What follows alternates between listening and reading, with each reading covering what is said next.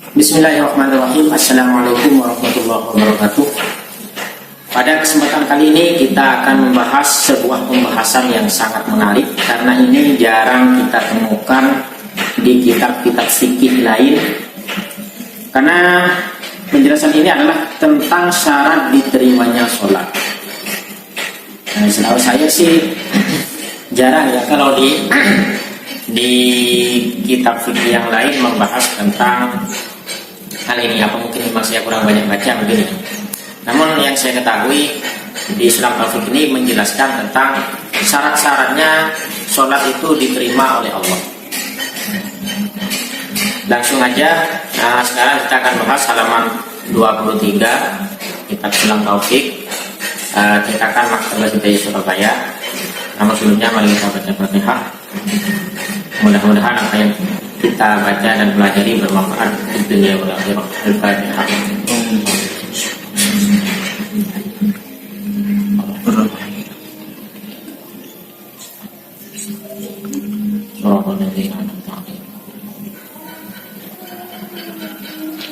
Faslun wa syurutu ma'a ma marra li qabuliha indallahi subhanahu wa ta'ala.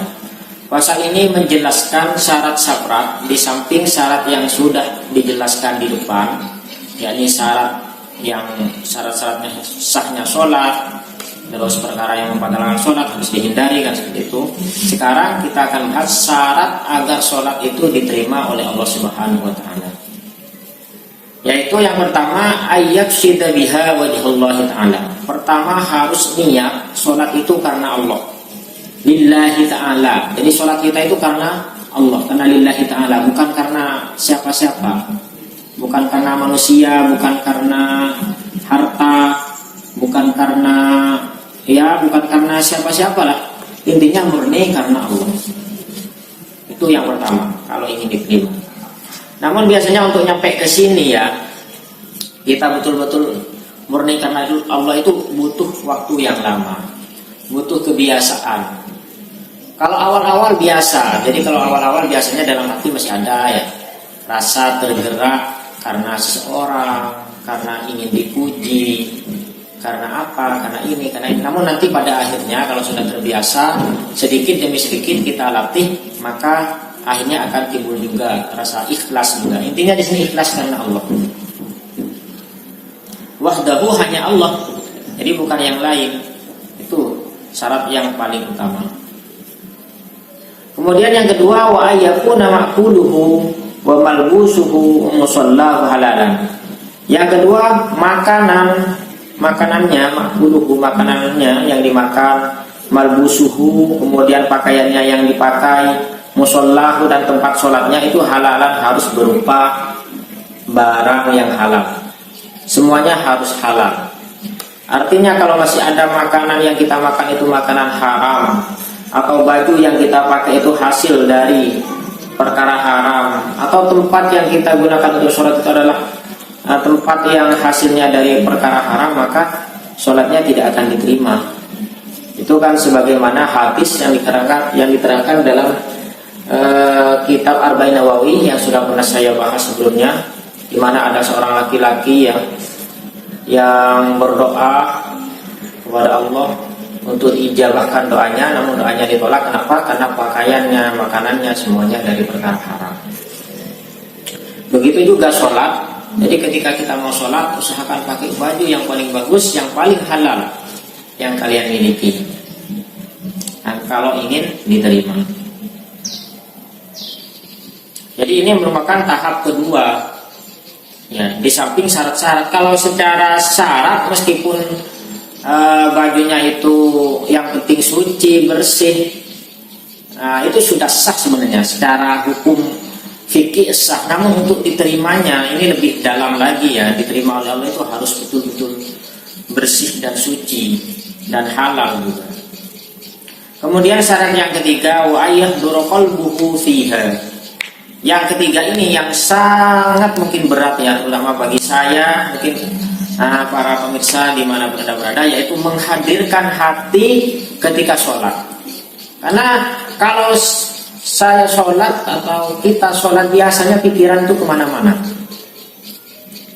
pikiran kemana-mana, ingat ke jemuran, ingat ke dapur nasi yang belum diangkat, ingat uang. Apalagi bagi youtuber ya, wah, ingat belum diupload, mau buat konten apa besok, itu mungkin yang jadi pikiran. Atau besok pikiran mau buat video yang gimana gitu. Intinya aktivitas yang kita lakukan sehari-hari yang tidak ada kaitan dengan sholat itu akan terngiang-ngiang dalam kepala ketika kita sholat. Itu yang saya rasakan sendiri, mungkin kalian juga. Nah, dari sini mungkin kita harus memang butuh latihan sedikit demi sedikit, dan sampai saat ini saya sendiri masih belum bisa full dalam sholat itu ingat bahwa kita menghadirkan diri kita dalam sholat. Dari awal sampai akhir itu sangat sulit. Saya sendiri mungkin banyak yang tidak ingatnya. Ya mudah-mudahan dengan mengaji kitab Sunan Taufik ini kita dapat hidayah taufik dari Allah, sehingga pelan-pelan kita bisa menghadirkan hati dalam sholat. Terutama saya sendiri dan antum-antum sekalian. Falaisa lahu min sholatihi illa ma aqala minha. Jadi tidak ada bagi seorang tersebut min sholatihi, dari sholatnya, illama, kecuali apa pola yang ia pikirkan minha, dari sholat. Jadi apa yang ia pikirkan itulah yang ia dapatkan. Kalau pikirannya itu pikiran dunia, mikirkan duniawi, mikirin hal-hal yang tidak ada kaitan dengan sholat, ya itu yang didapat, tidak dapat pahala, tidak diterima. Seperti itu. Namun meski seperti itu bukan berarti kita ngapain sholat kalau gitu, jangan gitu. Tetap kita itu wajib, diterima atau tidak kita wajib sholat. Yang penting kita sholat sambil kita ikhtiar bagaimana bisa menghadirkan hati dalam sholat. Urusan itu diterima atau tidak itu adalah hak prerogatif Allah, hak murni milik Allah. Ya semogalah kita yang sholatnya ini masih sering lalai, masih sering lupa, pikir kemana-mana, oleh Allah diampuni dan mendapat rahmat dari Allah Subhanahu wa taala. Amin ya rabbal alamin. Yang terakhir adalah wala yujiba biha. Yang terakhir syaratnya adalah wala yujiba biha, harus tidak merasa gawok, merasa hebat, merasa takjub dengan sholatnya sendiri. Jadi Allahu Akbar, sudah ingat nih awal akhir, tidak kemana-mana pikiran, ingat semua pada Allah, ingat pada apa yang kita kerjakan dalam sholat. Namun setelah Assalamualaikum warahmatullahi wabarakatuh kalian merasa bangga, wah hebat ya sholat saya, alhamdulillah hebat sekali. Merasa hebat, merasa takjub, itu juga bisa menyebabkan tidak diterimanya sholat. Jadi kayak gimana? Kita selalu merasa kurang, merasa masih kurang sempurna. Jadi bukan merasa sempurna, tapi merasa masih perlu perbaikan. Jadi itulah ciri-cirinya biasanya sholat itu sudah diterima. Jadi di samping ikhlas karena Allah, kemudian pakaian, tempat itu halal semua, hatinya hadir dalam sholat, kemudian setelah sholat dia merasa masih kurang bagus sholatnya, bukan merasa bagus, sudah merasa baik. Gitu. Kalau kita merasa takjub dengan sholat kita, itu tanda-tandanya sholatnya tidak akan diterima oleh Allah Subhanahu wa taala. Meskipun terima tidak diterimanya sholat kita oleh Allah itu adalah hak prerogatif Allah, hak mutlak dari Allah, namun kita wajib ikhtiar, berusaha untuk bagaimana sekiranya sholat itu diterima dengan syarat-syarat yang sudah dijelaskan tadi. 1, ikhlas karena Allah. 2, makanan, pakaian, dan tempat harus halal. 3, menghadirkan hati ketika sholat. Dan yang terakhir, tidak merasa takjub, tidak merasa heran, tidak merasa bangga dengan sholatnya itu sendiri, tapi selalu merasa introspeksi diri, selalu merasa kurang, ingin memperbaiki amal perbuatan, terutama sholat tersebut. Mungkin itu saja yang bisa saya jelaskan. Sekarang kita makna dulu.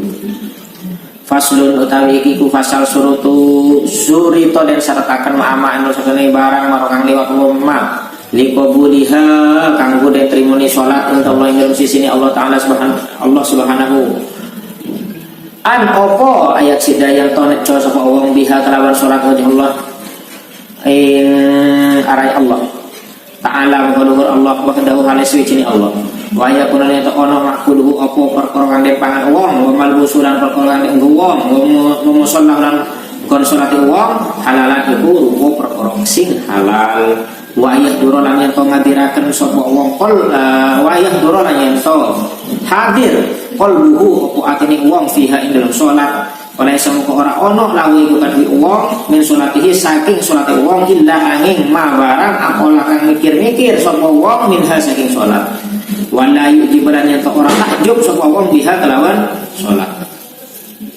paslun tining panika fasal wasuri tobat isyarat hakim ama dalam sertana barang marosewis lebat kenapa mali kobuliha keakui etremana bejeng sholat intallahi yang dalam sanding Allah subhanahu wa ta'ala ayak sidah kenapa yang to asakjeh amaksod biha terpesera orang biha kelaban sholat wajahullah karena Allah ta'ala wahdahu tengkana situng Allah wa yakunah ban patubadah makuluhu kenapa perkara sejer orang wa malbusuhu ban perkara sayakui orang wa musallahu ban tempat salat orang la halalan mereka halal wa yahduraban yaitu hadir qalbuhu kenapa ada orang fiha dalam salat walaisa maka ada lahu panikaikan di orang min salatihi dari salat orang illa ma angin barang akola segar mikir pasal orang biha dari salat wala yujibaban kutu tak takjub pasal orang biha kalaban salat.